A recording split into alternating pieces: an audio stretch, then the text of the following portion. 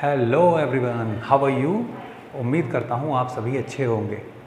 मैं निशांत आपका स्वागत करता हूँ आपके अपने YouTube channel English solution with Nishant sir. आइए सीखते हैं इंग्लिश के सभी टॉपिक्स को वन बाय वन करके। सभी एक एक टॉपिक को आज हम सीखना स्टार्ट कर रहे हैं। तो मैं हर रोज़ आपके लिए लेकर आने वाला हूँ हर रोज़ नई एक वीडियो, जहाँ पर आप पाएंगे इंग्लिश का संपूर्ण ज्ञान। तो आइए मज़ा लीजिए इस सेशन का, हर वीडियो का। तो स्टार्ट करते हैं आज का अपना टॉपिक।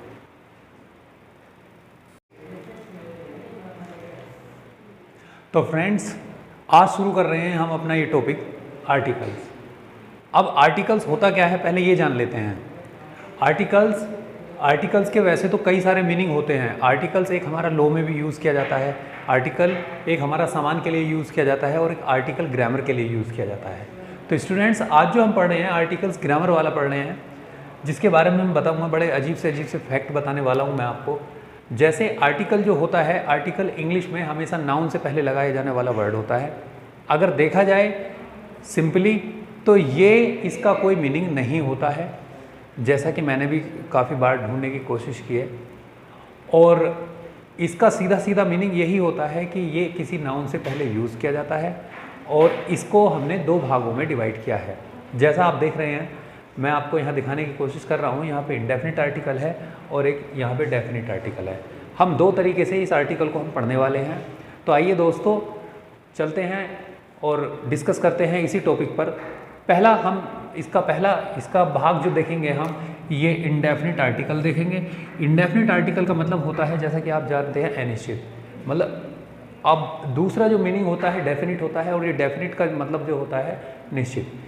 यहाँ पे इंडेफिनिट में जब हम देखते हैं, एक अनिश्चितता इसमें देखने को मिलती है। जब कोई चीज़ निश्चित ना हो तब वहाँ पे हम इंडेफिनिट यूज़ करते हैं। तो आर्टिकल का पहला भाग है इंडेफिनिट आर्टिकल। इंडेफिनिट आर्टिकल में क्या देखेंगे हम, इंडेफिनिट आर्टिकल को भी हमने दो भागों में बांटा हुआ है। पहला भाग होता है ए, दूसरा होता है अन। पहला ए, दूसरा N.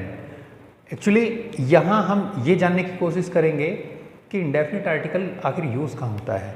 For one out of many, मतलब जब बहुत सारे हों उनमें से किसी एक के लिए।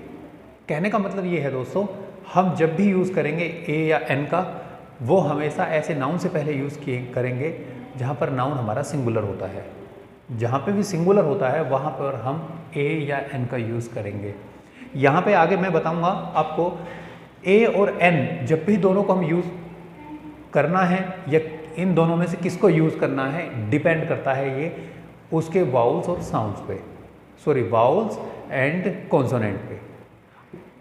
जैसे कि आप सभी जानते होंगे, जैसा कि आप जानते हैं, हमारे 26 लेटर्स होते हैं।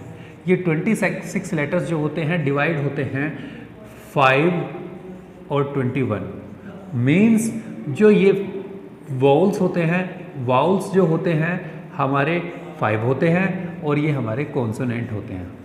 ठीक है दोस्तों, आगे जो हमारे वाउल्स होते हैं वो हम जानते हैं ए, ई, आई, O, U. So there are 5 vowels in 26 letters and 21 are consonant. अब 26 में से जो हम 5 को निकाल देते हैं तो हमारे 21 बचते हैं, 21 बचते हैं। जो 21 जो होते हैं फ्रेंड्स, वो B, C, D, F, G, H इस तरह से करके Z तक हमारे होते हैं। तो फ्रेंड्स, हमें पता चला जो वाउल्स होते हैं ये 5 होते हैं और 21 जो होते हैं वो हमारे कॉन्सोनेंट होते हैं। मैंने बताया इंडेफिनिट आर्टिकल का यूज़ हमको करना है, ए का यूज़ हमें कहाँ करना है, एन का यूज़ हमें कहाँ करना है, यही मैं आगे बताने वाला हूँ वाउल्स के और कॉन्सोनेंट के बेस पे। तो फ्रेंड्स, हम पता करेंगे, जैसे ए है, हमें ए को यूज़ करना है। ए जब भी हम यूज़ करेंगे ये यूज़ किया जाएगा when the noun begins with consonants. जब भी कोई नाउन स्टार्ट होता है, जब भी कोई नाउन स्टार्ट होता है कॉन्सोनेंट से, जब भी कोई नाउन कॉन्सोनेंट से स्टार्ट होता है तब हम उसमें उसके लिए यूज़ करेंगे ए। एग्जाम्पल के तौर पे मैं बता दूं आपको, बैग। अब हमने यहाँ पे देखा बी कॉन्सोनेंट है, जैसा मैंने बताया था वाउल्स में 5 होते हैं, ए ई आई ओ यू, तो इसमें नहीं है कहीं पे भी ये, लेकिन इसमें आ जाता है, जैसे कि बी यहाँ पे है, तो बी हम यहाँ पे देखते हैं, ये कॉन्सोनेंट है। तो फ्रेंड्स, जब भी हमें कॉन्सोनेंट से शुरुआत मिलेगी किसी नाउन की, तब हम वहाँ पे यूज़ करेंगे ए। ओके फ्रेंड्स, आगे ऐसे ही एक एग्जाम्पल देखते हैं हम, कैट। कैट में सी से स्टार्ट होता है। जब हम कैट को देखते हैं तो के, इसमें कैट भी सी से स्टार्ट हो रहा है और साउंड निकल रहा है के का मतलब कॉन्सोनेंट, और यहाँ पे ए स्टार्ट है, मतलब कॉन्सोनेंट जिससे शुरू होता है कैट, और इसीलिए यहाँ पे कॉन्सोनेंट से पहले ए आया। एग्जाम्पल बी, जैसे कि हमने दोबारा यहाँ पे देखा, पहले हमने यहाँ पे देखा था, अब यहाँ पे जब हम देख रहे हैं ए जो आ रहा है, यहाँ पे भी ये कॉन्सोनेंट के लिए आ रहा है। बट फ्रेंड्स, इंग्लिश की एक सबसे बड़ी प्रॉब्लम ये होती है कि हम जब भी इस लैंग्वेज को सीखते हैं या हम ग्रामर सीखते हैं, इसमें जो रूल्स होते हैं, इसमें रूल्स खुद ही टूट जाते हैं। रूल्स बनाने वालों ने ऐसे बनाए हैं कि वो रूल्स खुद ही टूट जाते हैं। जैसे कि यहाँ पे हमने देखा कॉन्सोनेंट से पहले ए ही आएगा, ये रूल बना हुआ है, लेकिन आगे देखना है हमें कॉन्सोनेंट तो लेकिन इसमें हम यहाँ पे देखते हैं और यहाँ पे देखते हैं, सॉरी यहाँ पे एक्सेप्शन देखते हैं। एक्सेप्शन में क्या देखते हैं, when the vowels gives you sound like you, अगर यू का साउंड आता है तब हम ए का यूज करते हैं। जैसे ए यूनिवर्सिटी, यहाँ पे हमने देखा यूनिवर्सिटी, ये का साउंड निकल रहा है, लेकिन अगर देखा जाए है तो यू। यूटेंसिल्स, यहाँ पे भी यू है, जो कि यू एक वाउल्स का साउंड है। तो यहाँ पे लेकिन साउंड आ रहा है ये का, तो यहाँ पे हमने ए का यूज किया है, क्योंकि यहाँ पे ये साउंड जो देता है वो कॉन्सोनेंट का साउंड देता है। आगे देखते हैं, अगर हमें एन का यूज करना है, फ्रेंड्स जब हम एन का यूज करते हैं तो हमें पता है जब भी वाउल से शुरुआत होगी किसी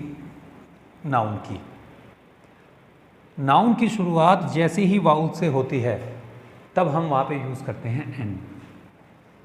कैसे, एग्जाम्पल देखते हैं। एप्पल ए से स्टार्ट होता है और ए यहां पे वाउल है, और जैसे ही वाउल से स्टार्ट हुआ है तो हमने यहां पे लगा दिया एन। एन एप्पल, अम्ब्रेला यहाँ पे यू है, एन से स्टार्ट होता है।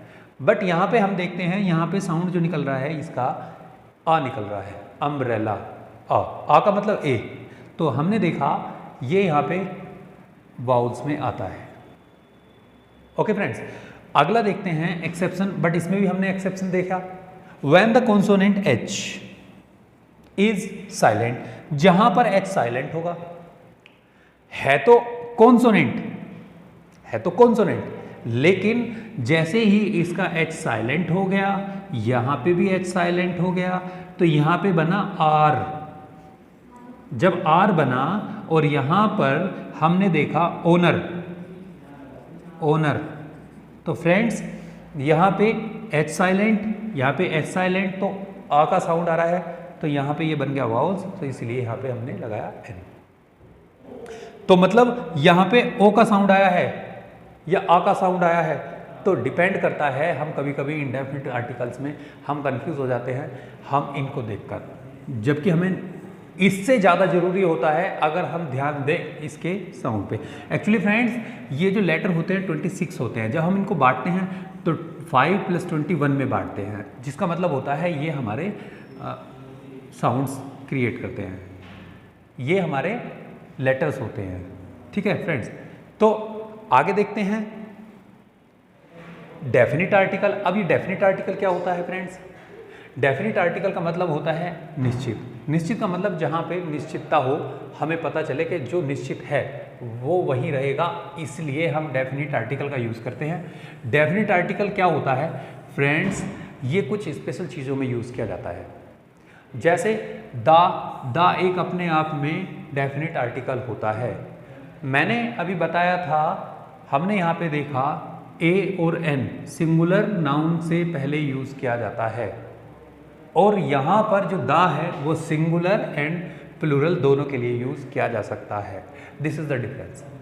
वो ए और एन के साथ में यूज़ किया जाएगा, मतलब सिंगुलर के लिए यूज़ किया जाएगा, और ये यहाँ पे सिंगुलर और प्लूरल के लिए यूज़ किया जाएगा। जैसे फ्रेंड्स अब मैं ये बताऊँगा आपको कि किस तरह से हम इनको यूज़ कर सकते हैं।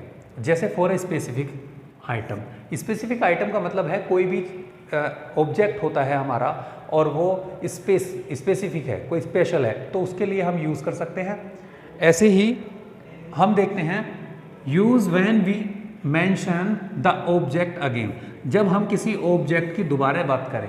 जैसे मैंने कोई बुक मंगाई किसी से, मैंने किसी अपने एक फ्रेंड को एक बुक दी है और मैंने वो बुक दोबारा मांगी है। मैंने कहा गिव मी द बुक, मैंने इसलिए दा लगाया है वहाँ पे क्योंकि मैं उसको दोबारा मेंशन कर रहा हूँ। ठीक है friends, used before certain adjective. Adjective का मतलब आप सभी जानते हैं, किसी भी चीज़ की पहचान होती है, क्वालिटी होती है, और जब भी एडजेक्टिव आएगा गिव ए प्लूरल मीनिंग, जब भी कोई एडजेक्टिव प्लूरल मीनिंग दे। जैसे कि प्लूरल मीनिंग का मतलब है जब पूरी एक कम्युनिटी को शो करे या एक से ज़्यादा को शो करे, तो वहाँ पे हम एडजेक्टिव, अगर कोई ऐसा एडजेक्टिव आता है जो बहुत सारों को यूज़ करे, शो करे, वहाँ पे हम प्लूरल, वहाँ पे हम दा का यूज़ करते हैं।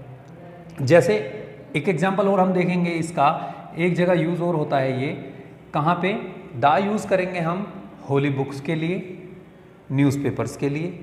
अगर कहीं पे होली बुक्स आती है जैसे कुरान, महाभारत, बाइबल, तो हम इनके लिए दा का यूज़ करेंगे, द कुरान, द बाइबल, इस तरह से। और न्यूज़पेपर जो आएगा, जब भी हम न्यूज़पेपर की बात करते हैं तो वहाँ पे भी हम दा का यूज़ कर सकते हैं। जैसे मैंने कहा newspaper, the times of India. और ऐसे ही एग्जाम्पल मैं बता दूं आपको, can you give me the book. मैंने बुक की बात की है यहाँ पे, इसका मतलब ये है कि इसके बारे में पहले बात हो चुकी है, इसलिए हमने यहाँ पे द का यूज़ किया है। मतलब हमने किसी ऑब्जेक्ट का दोबारा जिक्र किया है। नेक्स्ट है द मूवी। द मूवी की बात की मैंने यहाँ पे, तो मूवी अपने आप में तो मूवी है, ठीक है, लेकिन इससे पहले मैंने जैसे ही दा लगाया तो ये कोई स्पेसिफिक मूवी बन चुकी है। Is based on real life, the movie is based on real life. The cat, दा यहाँ पे आया, cat is in the kitchen, तो मैंने कहा द किचन, किचन को हम जानते हैं, किचन कोई स्पेसिफिक है, यहाँ पे कैट है, कैट भी कोई स्पेसिफिक है, कह सकता हूँ मैं वो ब्लैक कलर की कैट हो सकती है, तो उसके लिए मैंने दा लगा दिया। The rich man, rich man का मतलब है मैंने लगा दिया एक अमीर आदमी जिसकी कोई क्वालिटी है, जिसके लिए कोई एडजेक्टिव यूज़ किया गया है, वहाँ पे मैंने ये दा लगाया है, द रिच मैन। तो फ्रेंड्स आर्टिकल जो टॉपिक है काफ़ी बड़ा टॉपिक है, काफ़ी लेंथी टॉपिक है, पढ़ाने के लिए टाइम चाहिए, वीडियो फिर बहुत बड़ी हो जाएगी। अगर हमें इसकी डिटेल में जाना है तो उसके लिए मैं आगे फिर वीडियो बना के आपके लिए लेकर आऊँगा। और अभी जितना मैंने बेसिक बताया है, बेसिक कॉन्सेप्ट बताया है, वो अभी बेसिक के लिए काफ़ी है। तो आई होप आपको ये वीडियो समझ में आई होगी, और इस वीडियो को समझने के लिए 2 बार 3 बार देखें, पूरा लेक्चर आपको ये क्लियर हो जाएगा। इसके बाद में हम डिटेल में इसको डिस्कस करेंगे। तो फ्रेंड्स बताना अपने कमेंट्स में ये लेक्चर आपको कैसा लगा, शेयर करें, ज़्यादा से ज़्यादा लाइक करें और सब्सक्राइब करना ना भूलें चैनल को। तो thank you so much friends, bye bye.